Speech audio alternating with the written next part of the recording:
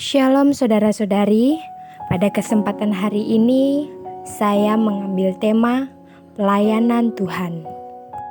Dalam Markus 10 ayat yang ke-45 mengatakan, "Karena anak manusia juga datang bukan untuk dilayani, melainkan untuk melayani, dan untuk memberikan nyawanya menjadi tebusan bagi banyak orang."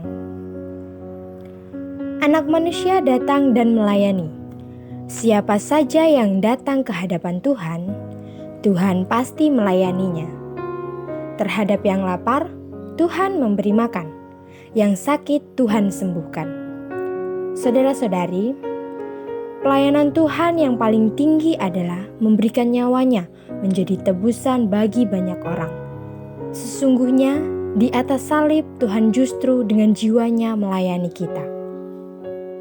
Selanjutnya dalam Lukas 22 ayat yang ke-26 sampai dengan ke-27 mengatakan, "Tetapi kamu tidaklah demikian, melainkan yang terbesar di antara kamu hendaklah menjadi sebagai yang paling muda dan pemimpin sebagai pelayan.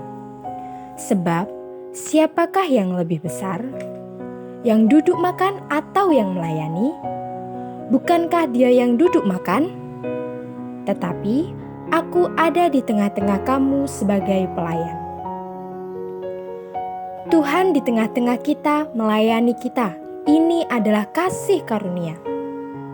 Roti yang dibentangkan di hadapan kita menyatakan kepada kita bagaimana Kristus melayani kita. Tubuhnya terpecah-pecah untuk kita.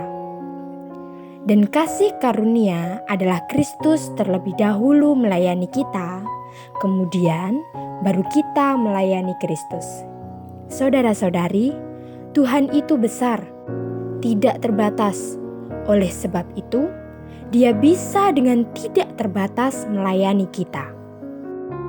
Dan ayat yang terakhir dalam Lukas 12 ayat yang ke-37 mengatakan, "Berbahagialah hamba-hamba yang didapati tuannya berjaga-jaga ketika ia datang. Aku berkata kepadamu, sesungguhnya ia akan mengikat pinggangnya dan mempersilahkan mereka duduk makan, dan ia akan datang melayani mereka." Ini adalah sungguh karunia yang luar biasa. Kita berhutang kepada Tuhan menjadi orang yang menerima kasih karunia dengan cuma-cuma. Kita juga selama-lamanya berhutang kepada Tuhan menjadi orang yang selama-lamanya menikmati kasih karunia. Apakah di antara kita ada yang meminta Kristus melayani kita? Ada saudara yang berkata bahwa doanya terlalu dingin dan dia ingin bisa bergairah. Ketahuilah, Kristus dalam hal ini akan melayani Anda. Kiranya saudara-saudari, Allah memberikan Kristus kepada kita dan menghendaki Kristus melayani kita.